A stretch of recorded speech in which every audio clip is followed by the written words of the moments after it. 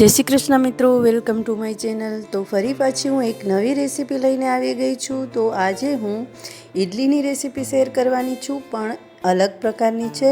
એક તો જે આપણે રેગ્યુલર સાદી બનાવીએ છીએ એ જ ઇડલી બનાવવાની છે, અને બીજી સ્ટફિંગવાળી ઇડલી બનાવવાની છે। તો તમે વિડીયો એન્ડ સુધી જોજો।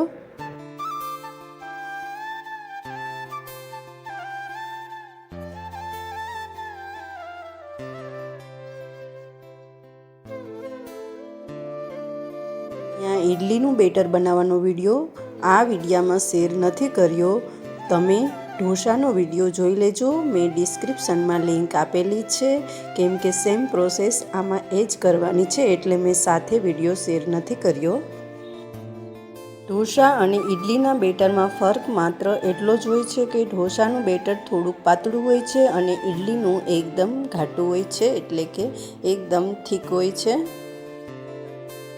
તમે ઇડલી અથવા ઢોસાનો આથો નાખો ત્યારે એમાં સાથે નિમક ઉમેરવાનું નથી, જ્યારે આપણે બનાવ્યું હોય ત્યારે જ નિમક ઉમેરવાનું છે।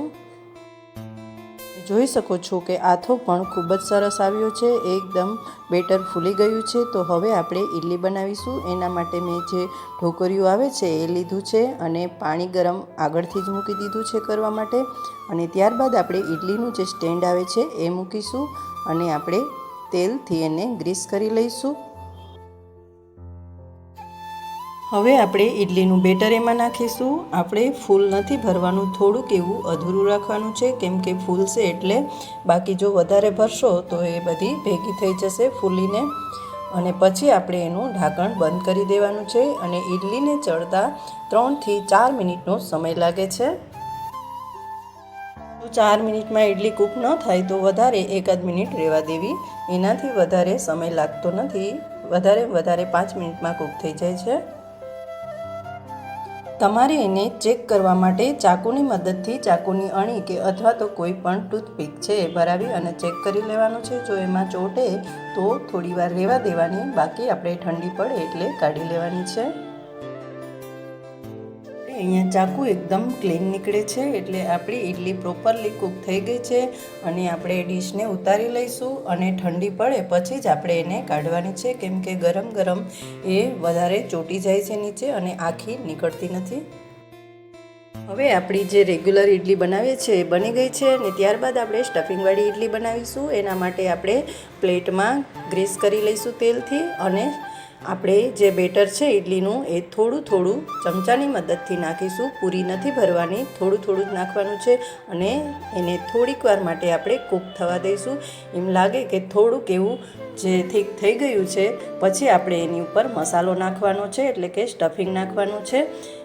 મેં અહીંયા બટેટાનો મસાલો તૈયાર કર્યો છે, જે આપણે ઢોસામાં બનાવીએ છીએ એ જ। ડુંગળી ટમેટાનો વઘાર કરીને એ સ્ટફિંગ રાખવાનું છે, અને ફરી પાછું આપણે બેટર નાખી ઇડલીનું અને કવર કરી દેવાનું છે, અને ઇડલીને ઢાંકીને કૂક થવા દેવાની છે।